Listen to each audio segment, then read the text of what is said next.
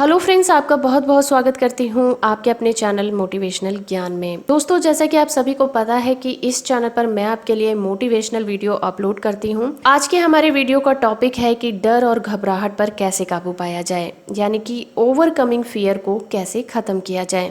Video अच्छा लगे तो आप इसे लाइक और शेयर जरूर करिएगा, और चैनल पर नए हैं तो चैनल को सब्सक्राइब करके रखिए ताकि जब भी मैं कोई नई वीडियो अपलोड करूं आपको उसकी नोटिफिकेशन मिल जाए।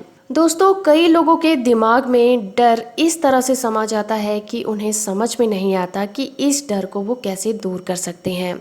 इस प्रॉब्लम को ओवरकमिंग फियर कहा जाता है। तो आज की इस वीडियो में मैं आपको बताऊंगी कि डर यानी कि फियर को दूर कैसे किया जा सकता है। वैसे तो डर और घबराहट कई तरह के होते हैं, जैसे कुछ होने का डर, कुछ ना होने का डर, कुछ खोने का डर, अपमान का डर, कोई भी डर जो हमें अंदर ही अंदर कमजोर और असहाय बना देता है।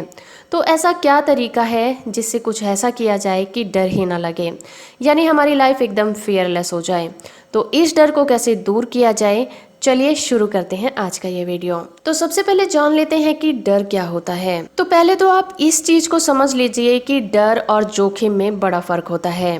तो सबसे पहले आप ये जान लीजिए कि डर और जोखिम दो अलग अलग बातें हैं। ये तो सभी जानते हैं कि आग में हाथ डाल दिया जाए तो हाथ जल जाएगा। अगर हम उस आग में हाथ नहीं डाल रहे हैं तो क्या हम ऐसा इसलिए नहीं कर रहे हैं क्योंकि हमें डर लगता है, या फिर इसलिए क्योंकि हम जानते हैं कि आग में हाथ जल जाता है। अगर फिर भी हम हाथ को आग में डालते हैं तो हम जोखिम लेते हैं। तो सवाल ये उठता है कि आखिर डर क्या है। अगर हम डर यानी कि फियर की परिभाषा देखेंगे तो डर यानी कि फियर 4 शब्दों से बना है। FEAR यानी कि फॉल्स एविडेंस अपियरिंग रियल, यानी कोई ऐसी कल्पना जो झूठ है पर हम उसे सच मान रहे हैं। ये हमारे मन की सोच है, यानी कि डर हमारे दिमाग में चलता है। तो डर हमारे दिमाग में पलता है और धीरे धीरे बड़ा होता है। तो चलिए ये भी जान लेते हैं कि डर कैसे बनता है। डर की सही वजह है प्रॉब्लम, यानी कि लाइफ में जितनी ज़्यादा परेशानियां आती हैं उतना ही डर बढ़ता चला जाता है। अगर आप एक नौकरी करते हैं और आपसे कह दिया जाए कि यदि आपने ठीक से काम नहीं किया तो आपको नौकरी से निकाल दिया जाएगा, तो आपके मन में डर पैदा हो गया। अब आप काम तो कर रहे हैं पर डर के साथ। लेकिन डर इमोशनली भी बनता है। कोई ऐसा फ्रेंड या कोई भी जिसे आप बहुत ज़्यादा प्यार करते हैं उसे खोने का डर। आप कोई ऐसे पद पर हैं कि आपको लगता है कि मुझसे कोई गलती ना हो जाए, तो अपमान का डर।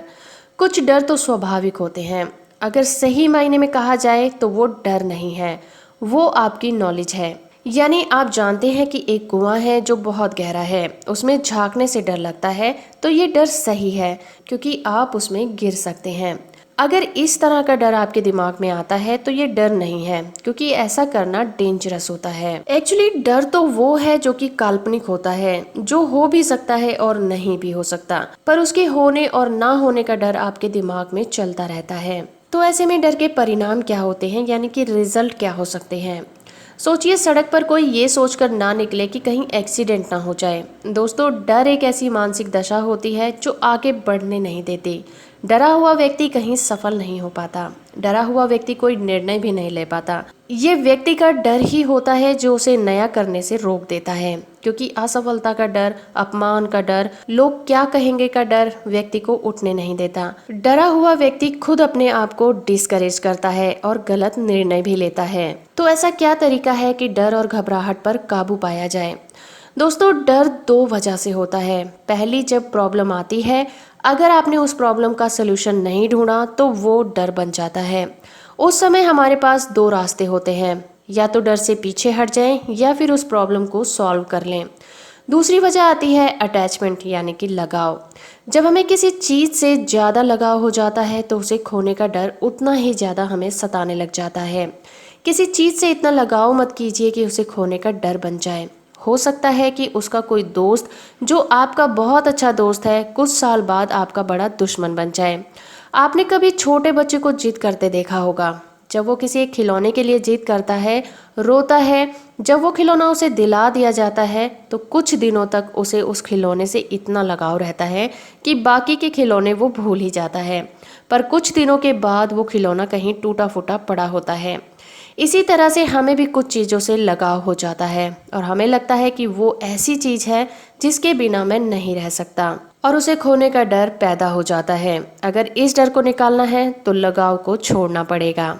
तो दोस्तों, उम्मीद करती हूँ कि डर और घबराहट पर कैसे काबू पाया जा सकता है आपको शायद थोड़ी हेल्प मिली होगी। अगर वीडियो अच्छा लगा है तो आप इसे लाइक और शेयर जरूर करिएगा। चैनल पर नए हैं, सब्सक्राइब नहीं किया है तो अभी सब्सक्राइब कर लीजिए ऐसी ही नई नई मोटिवेशनल वीडियो से अपडेट रहने के लिए। वीडियो से आखिर तक जुड़े रहने के लिए आपका बहुत बहुत धन्यवाद।